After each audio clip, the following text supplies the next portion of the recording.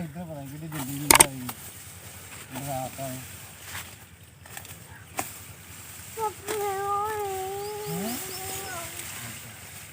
पीछे पीछे पीछे तेज भाई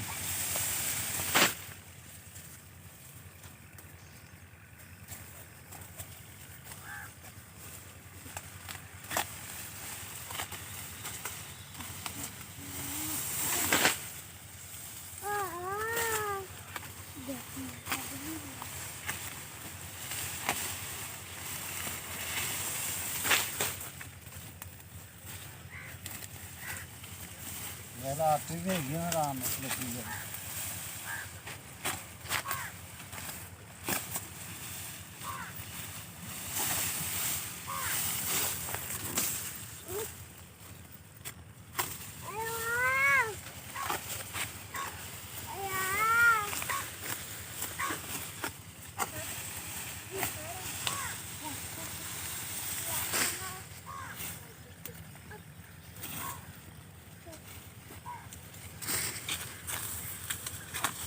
प्यारे दोस्तों, ये बाजरे की फसल है।